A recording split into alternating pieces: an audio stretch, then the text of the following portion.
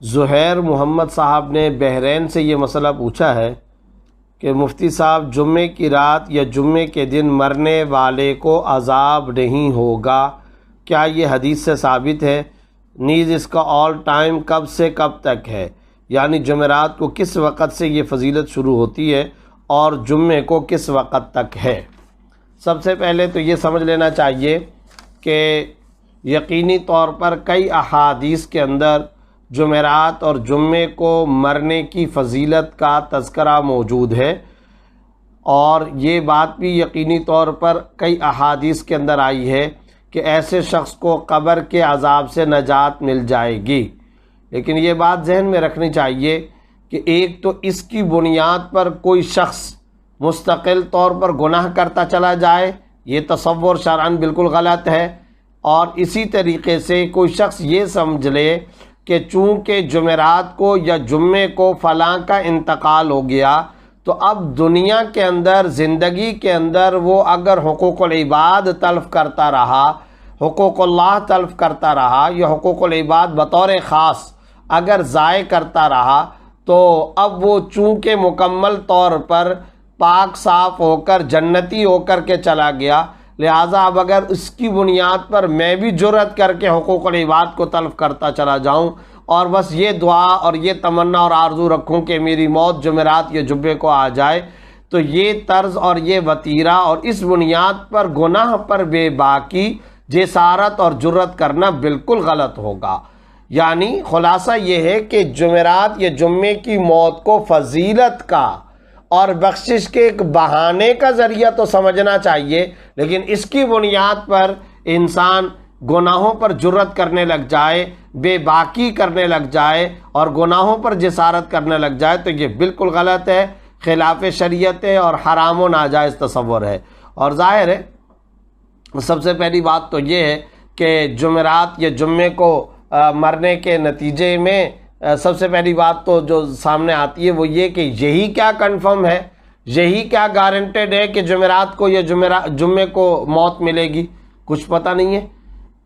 اور کوئی علم نہیں انسان کل کیسا وقت گزارے گا، کسی کو نہیں پتا کہ وہ کس زمین کے ٹکڑے پر مرے گا، کس حالت میں مرے گا، انجام و اختتام کیا ہوگا، اس کے عواقب و نتائج کیا ہوں گے، اس کا کچھ اندازہ نہیں۔ اسی لیے احادیث کے اندر بھی اور ہمارے بزرگان دین اولیاء کرام کا یہ معمول رہا کہ وہ باقاعدہ طور پر یہ دعا مانگا کرتے تھے کہ یا اللہ ہمارا اختتام اچھا ہو، ختامہ مسک، خاتمہ خوشبودار ہو جائے۔ حدیث میں آتا ہے انما الاعمال بالخواتیم، اعمال کا دار و مدار اختتامی حالت پر ہے۔ اسی طرح من کان آخر کلمۃ لا الہ الا اللہ دخل الجنہ، یعنی جس کا آخری کلمہ طیبہ لا الہ الا اللہ یا اشہد ان لا الہ الا اللہ ہو تو وہ شخص جنت کے اندر داخل ہوگا۔ تو یہ جو آخری اختتامی صورتحال ہے، اسی اختتامی فضیلتوں میں سے ایک فضیلت کا معاملہ یہ بھی ہے، اگر کوئی شخص جمعرات یا جمعے کو انتقال کرتا ہے تو یقیناً اس کو فضیلت حاصل ہے، امید کی جا سکتی ہے، احادیث کے اندر اس کا تذکرہ ہے، لہذا یہی امید ہے کہ اللہ بخشش کا، مغفرت کا، آسانی کا، شفقت کا، مہربانی اور سہولت کا معاملہ فرمائیں گے۔ لیکن یہ بات ساتھ ساتھ ضرور ذہن میں رکھنی چاہیے، بالخصوص حقوق العباد کے حوالے سے،